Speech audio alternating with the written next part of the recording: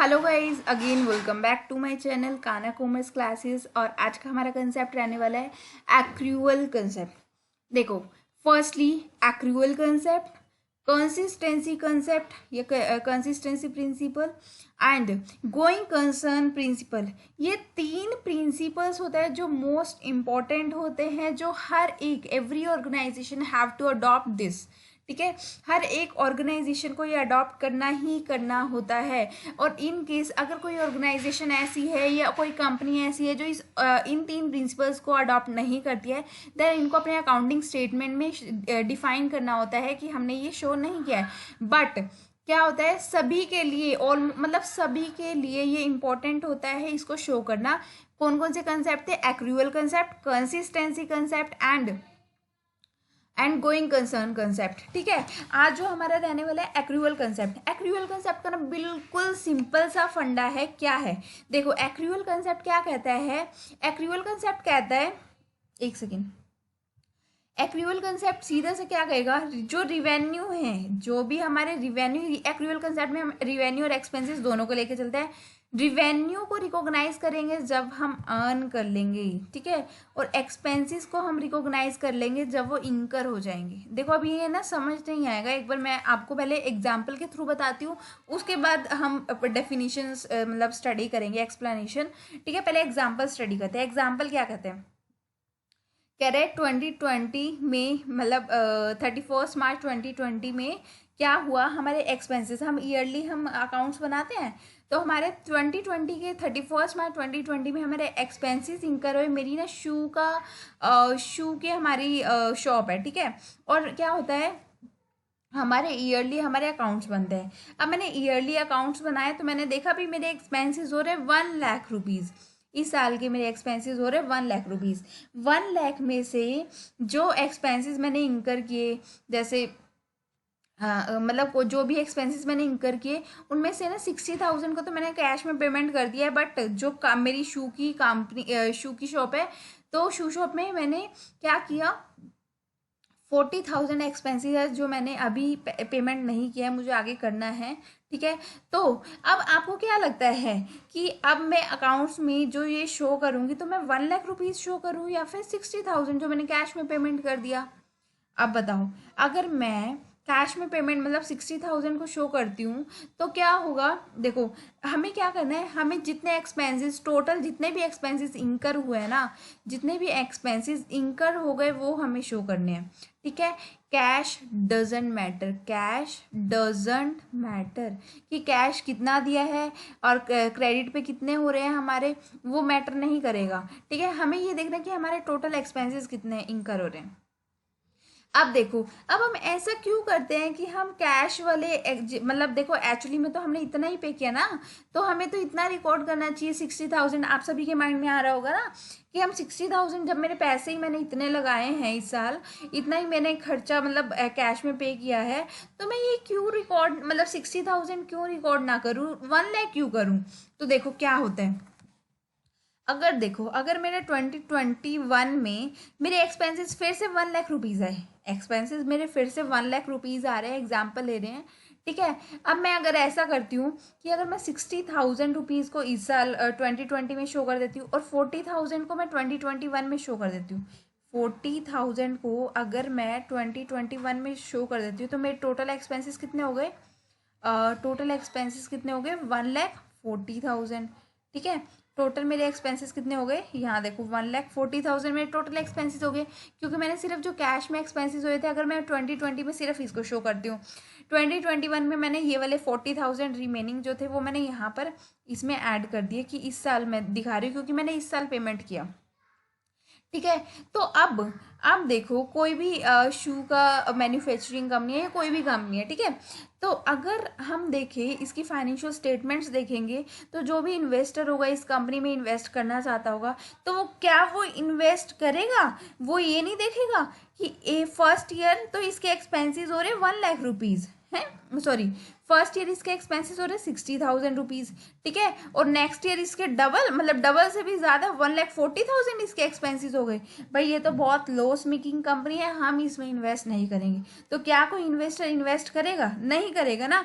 इस वजह से हम क्या करते हैं, जो भी हमारे एक्सपेंसेस होते हैं ना, जो भी हमारे एक्सपेंसेस होंगे जिस ईयर के होंगे ना, अब चाहे वो आप कैश में पेमेंट कर रहे हो या क्रेडिट में मतलब अभी आगे पेमेंट करनी है, आपको जितने भी टोटल एक्सपेंसेस हुए हैं ना, हमें वो रिकॉर्ड करने हैं। हमें ये रिकॉर्ड नहीं करना कि मैंने सिर्फ कैश तो इतने का दिया तो मैं ये रिकॉर्ड करूंगा, और जो कैश में पेमेंट नेक्स्ट ईयर करनी है तो मैं नेक्स्ट ईयर रिकॉर्ड कर लूंगा।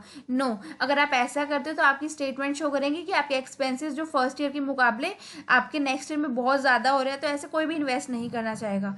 इस वजह से हम एक्रूअल कंसेप्ट को अडॉप्ट करते हैं, जिसमें ये बोलते हैं कि जितना टोटल आपका एक्सपेंसेस इंकर हुए आप उसको रिकॉर्ड करोगे अपनी फाइनेंशियल स्टेटमेंट्स में, ठीक है।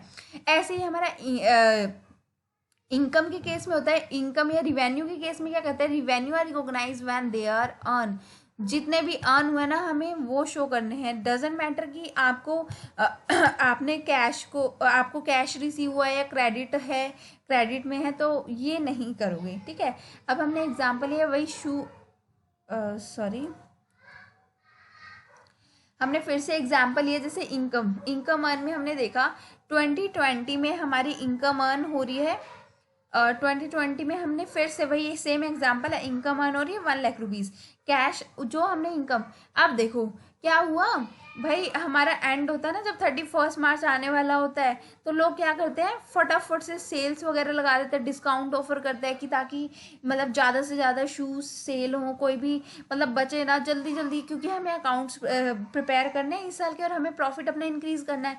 तो क्या करते हैं हम डिस्काउंट्स ऑफर करेंगे, या 30% ऑफ, 50% ऑफ, ऐसे ऐसे करते हैं ना।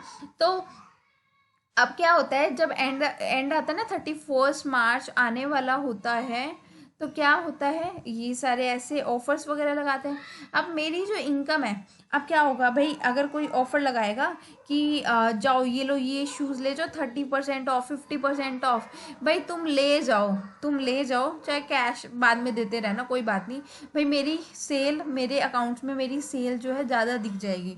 इस वजह से क्या करते हैं, अब जैसे 100 शूज़ रिमेनिंग रह गए थे, तो मैंने कहा कि चलो ठीक है, आप ये 500 में ले जाओ। तो अब कैश मतलब 50,000 की मेरी टोटल सेल हुआ है ना, टोटल सेल हुआ 50,000 का, मतलब 50K का मेरा सेल हुआ। लेकिन 50K का जो ये सेल हुआ है, और मैं ये कह रही हूँ कि मुझे सिर्फ इसमें से, या 1 लाख का लगाते हैं, ठीक है, 1,000 का एक पेयर है और 100 पेयर थे जो मैंने सेल किए 31 मार्च तक, तो मेरे 1 लाख का टोटल सेल हो गया, 1 लाख का हो गया। यहाँ पर कितने का सेल हो गया, 1 लाख का मेरा सेल हो गया। 1 लाख में से ना मुझे सिर्फ 60,000 रिसीव हुआ कैश, और 40,000 मेरा अभी भी क्रेडिट है, आगे देंगे मेरे को, ठीक है, अभी नहीं दे रहे हैं वो। अब देखो, अभी इस केस में मेरे को तो सिर्फ कैश रिसीव हुआ 60,000 को, तो मुझे सिर्फ 60,000 रिकॉर्ड करना चाहिए या 1 लाख रिकॉर्ड करना चाहिए। अब देखो अभी क्या कहता है, एक्रूअल कंसेप्ट कहता है कि जितने का आपका रिवेन्यू, जितना आपने अर्न कर लिया, जितना आपका सेल हो गया है, डजेंट मैटर कैश रिसीव हुआ या नहीं हुआ, आपका जितने का भी सेल हुआ है, आपका जितने का इनकम या रिवेन्यू आपका अर्न हो मतलब हो चुका है ना, तो वो आप रिकॉर्ड करोगे, तो आपको 1 लाख रिकॉर्ड करना है एक्रूअल कंसेप्ट के अकॉर्डिंग। बट ठीक है, तो एक्रूअल कंसेप्ट यही कहता है कि आपको आपका कैश कितना में मतलब हुआ या नहीं हुआ, तो वो चीज़ शो नहीं करा। और अगर देखो, अगर हम ऐसा करते हैं, देखो अगर हम अल्टीमेटली, अगर मैं ऐसा करती हूँ, सिर्फ मैं कैश की वैल्यू को शो करती हूँ, और ये जो कैश मतलब जो मुझे रिसीव नहीं हुआ, जो मे बी नेक्स्ट ईयर मुझे रिसीव होगा 40,000, तो अगर मैं देखूँ तो 1,40,000 मेरा इनकम आ रही है ना, 1,40,000 मेरी नेक्स्ट ईयर की इनकम शो हो जाएगी, अगर मैं 60,000 को ही सिर्फ रिकॉर्ड करती हूँ। तो क्या हो जाएगा, मतलब ये ओवर स्टेटमेंट नहीं हो जाएगी कि पहले फर्स्ट ईयर 60,000 फिर 1,40,000 इनकम। कंपनी के लिए तो अच्छा है, बट सामने वाला जो इन्वेस्ट कर रहा है, तो वो मतलब उसके लिए वो चीज़ गलत है ना, कि हम गलत स्टेटमेंट उसको शो कर रहे हैं, तो ये चीज़ नहीं होना चाहिए। इसलिए हम क्या करते हैं, जितना हमारा इस साल में हमारा कैश अर्न, चाहे वो कैश रिसीव हुआ है या नहीं हुआ, जितनी भी इनकम हमने अर्न कर ली वो हम शो करते हैं एक्रूअल कंसेप्ट के अकॉर्डिंग, तो हम 1 लाख शो करेंगे, ठीक है। तो ये हमारा कंसेप्ट रहता है एक्रूअल कंसेप्ट, क्लियर है। एक्रूअल कंसेप्ट में एक्सपेंसेस, अब हम जो हमारी ये डेफिनेशन है ना, वो हम प्रीवियसली स्टडी करते हैं, ठीक है। एक्रूअल कंसेप्ट क्या कहता है, the effect of transaction, shit, ये देखो क्या कहते हैं, accrual concept, the effect of transaction are they occur not when cash is receive, cash receive हुआ डजेंट मैटर, सिर्फ हमें क्या देखना है, the fact of transaction are they occur, जिस टाइम ट्रांजेक्शन अकर हो चुकी है, जिस टाइम हमारे रिवेन्यू इंकर अर्न हो गया है या एक्सपेंसेस हमारे इंकर हो चुके हैं, हमने उसे रिकॉर्ड कर देना है, ठीक है। As per this transaction are recorded in book when it is entered, जब वो मतलब अर्न हो चुकी है या इंकर हो चुकी है तब। Not when statement is done, it means ऐसा नहीं है कि कैश रिसीव नहीं हुआ या कैश रिसीव हुआ, वो चीज़ नहीं करना। जब वो एंटर हो चुकी है ना, जब वो आ चुकी है हमारे पास, मतलब जब ये अर्न हो चुके हैं या जब ये एक्सपेंसेस इंकर हो चुके हैं, तभी हमें रिकॉर्ड कर लेना है, ठीक है। तो वेदर मुझे कैश काफ़ी टाइम मतलब 2-3 महीने बाद मिल रहा है या अगले साल मिल रहा है, तो उसको नहीं शो करना है, सिर्फ जिस टाइम भी एक्सपेंसेस इंकर हो गए वो चीज़ आपको शो करना है, ठीक है। आपके और जो भी आपके एक्रूअल कंसेप्ट के अकॉर्डिंग और जो भी ये सारे कंसेप्ट हैं या कन्वेंशंस हैं, वो मैंने आपकी वो मैंने प्लेलिस्ट भी बना रखी है 11th क्लास की, और जो डिस्क्रिप्शन बॉक्स है उसमें भी मैं आपको शो डाल दूंगी वीडियोस वगैरह की लिंक, ठीक है। तो वहाँ जाके अपने वीडियोस और भी अगर आपको डाउट है किसी कंसेप्ट में तो वो देख सकते हो, ठीक है। अदरवाइज और आपको कोई भी डाउट रहता है तो कमेंट सेक्शन में मुझे बता देना। और थैंक यू सो मच। अगर आपको वीडियो अच्छी लगी then please like, subscribe and share.